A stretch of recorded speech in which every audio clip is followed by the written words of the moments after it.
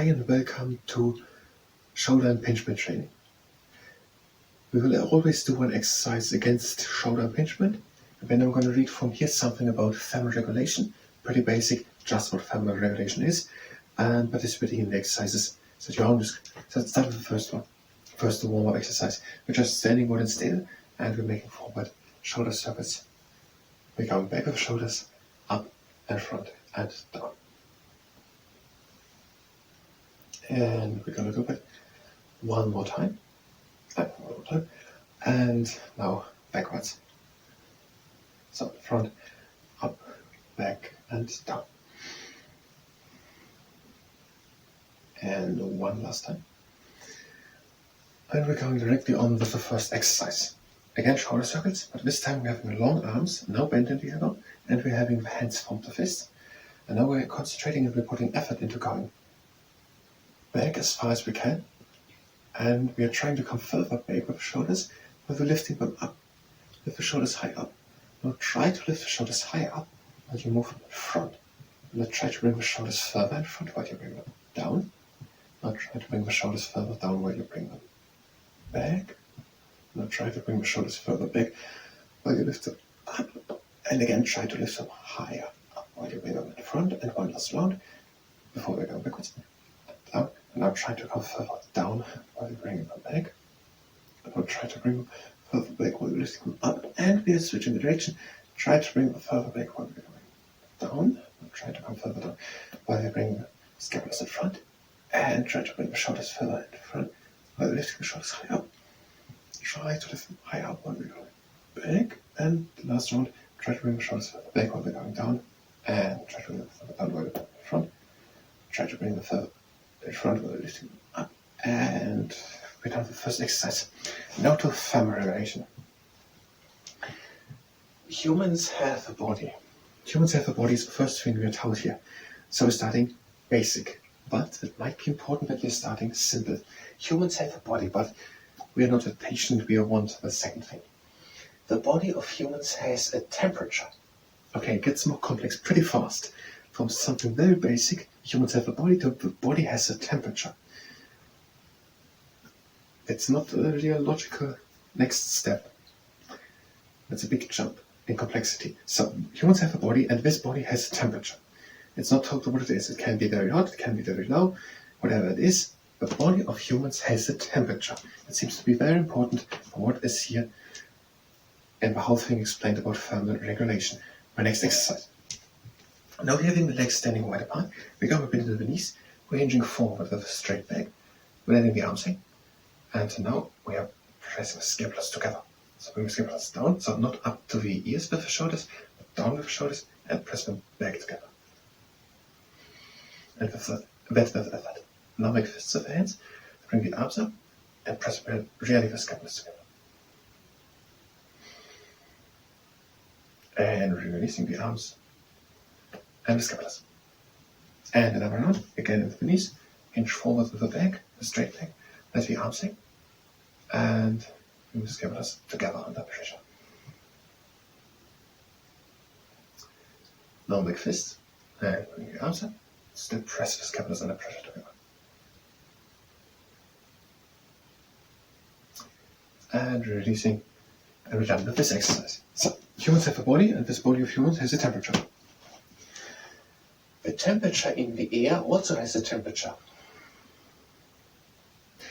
The temperature in the air also has a temperature. The temperature in the air does not only have a temperature, the temperature in the air is the temperature. So, the body has a temperature, and the air everywhere has a temperature. The body has a temperature, and the air has a temperature. The next exercise, the two-shielded turtle training its shell. Again, with the legs standing wide apart, we're going a bit into the knees, ranging forward, this temperature around back, we're letting the arms hang, turning the arms to the inside, and we're bringing the arms high up and to the inside, while we're lifting slowly up, and then bringing our shoulders back, down, and pressing them to the inside. So the arms high up and together, the shoulders down and together. But all with effort and pressure, under pressure. The arms up and together, the scapulas down and together. and we're releasing. So, for another and also the last round. Again into the knees, hinge forward, a bit of a round back, let the arms hang, and turn the arms to the inside, lift the arms high up, and together. We are straightening up and bringing the scapulars down and together. The arms up and together, the scapulars down and together. And with all this effort under pressure, so the arms up and together, the scapulars down and together.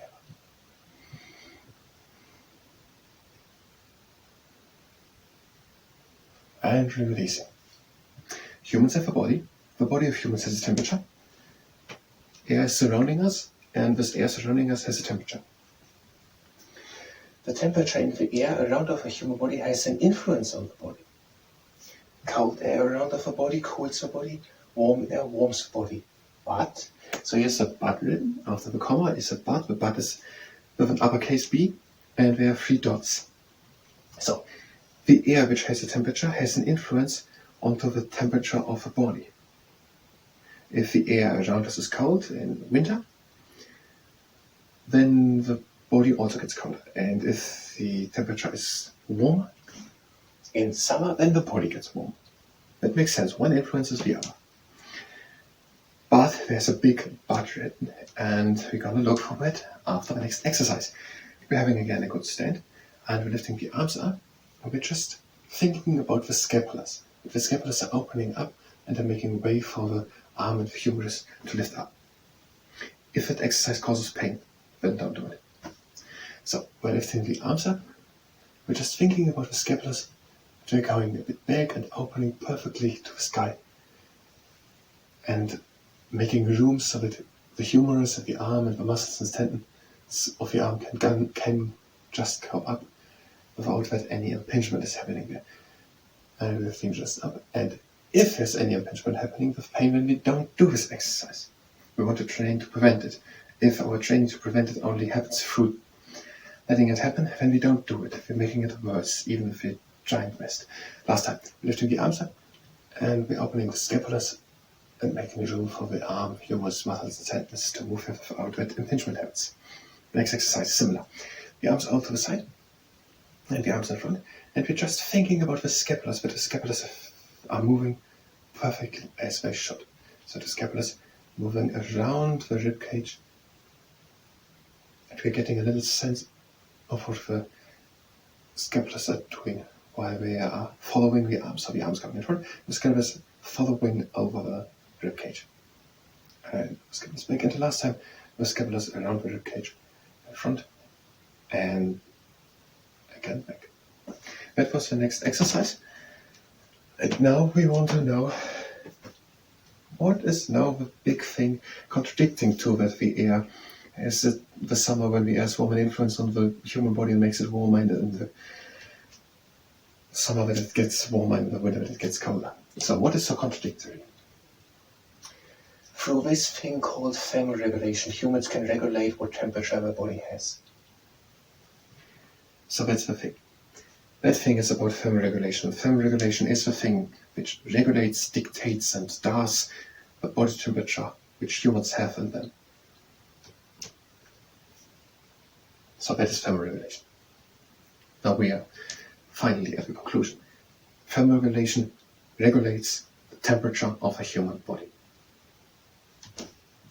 So it's not the weather outside, it's not the cold winter or the warm summer which has such a great influence on the human body but it regulates it, but it is the thermoregulation inside of humans which regulates, dictates and controls the body temperature. The thermoregulation is it. The next exercise. Now we are standing tall and we're pressing the scapulars together, making fists with the hands and long straight arms, and we're turning the arms to the inside.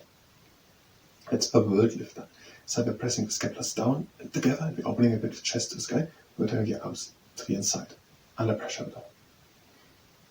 And we're switching the arms to the outside, but the scapulars are staying down, back together, and open the chest a bit to the sky, with all under pressure. And change again. The arms to the inside, the scapulars down, back, and together. And for last time, the arms in front, the scapulars down, together, and the chest a bit on the sky. And with the sweat exercise, the next one directly, the arms are to the side, hands form to fists, a little bit in front with the arms. And we're doing the arms in front, and we're going down with scapulars and together. And with all again under pressure. So the arms in front, scapulars down and together.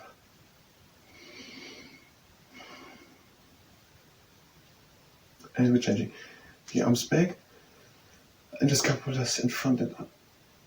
Arms back, scapulars in front and up. And we're changing the arms again in front, and the scapulars down and together.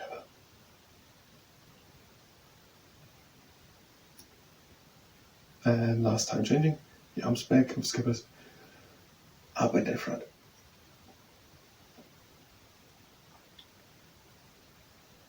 And we're done with this exercise.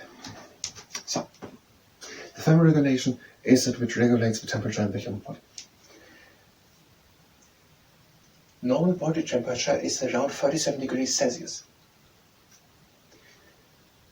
So the body temperature in humans should be at 37 degrees Celsius. And the thermoregulation, which regulates this temperature of the human body, makes sure that it is 37 degrees in the human body, no matter if the sun is shining or snow is lying or whatever. The thermoregulation makes sure it is 37 degrees Celsius in the human body. Sometimes the thermoregulation of the human body, which is trying to keep the body temperature at 37 degrees Celsius, is not strong enough. Okay, there are many things which are not strong enough, so why should not the thermoregulation sometimes not be strong enough? So which must mean that sometimes it is too cold or too warm, and the body and the thermoregulation can't fight against it, and with too much hotness has an influence on the human body, and the human body gets more hotter than 37 degrees, or it is too much too cold, and the coldness around has an influence on the human body, and it gets lower than 37 degrees. The next exercise, we're lifting the arms up, and now we're shrugging the shoulders up and releasing it all again. It is a shrug, and if a shrug causes pain, then don't do it. The arms are coming up, and we're shrugging the shoulders up and releasing it all again. And again, the arms up, and we're shrugging up and releasing it all again. And last time, the arms up, and we're lifting the shoulders and releasing it all again. On to the next exercise, the pretzel curl. We're having the arms in front of us. We're going a bit down and to the outside. And this exercise is just to consciously observe and doing a bit an espionage job on the scapulars, how we are moving, what we are doing, and that we are developing greater sense for what we're doing. Just think about the scapulars, how we are moving. If they're just stuck somewhere and maybe causing impingement if the arm is lifted, or if they are perfectly following, moving backwards, forwards, sideways, or down and back, which is the best thing against shoulder impingement. So the shoulder impingement doesn't happen. And we're just closing, and we're done with the pretzel curl, the last exercise. Not much time left. If you don't have a sock, you can use a tennis ball or something. We're having it on the outside, and we're letting it fall, and we're catching it again.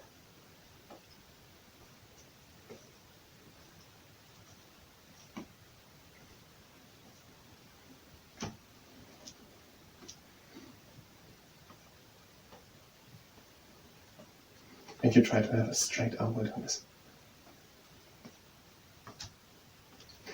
And we're done with all the exercise. A little stretching. The arm in front. That shoulder stays back. And on the outside, the arm in front. That shoulder stays back. And we're done with the shoulder impingement training. 30 seconds left. So, if something is too long in the heat, someone is too long in the heat, the body temperature can get too high. That is called hyperthermia. The opposite, if it's too cold, hypothermia. In extreme cases, hyperthermia and hypothermia can be lethal. So, if it is really hot outside, for example here, in a very hot day in the Saharan desert, then someone can get hyperthermia, and that can be lethal.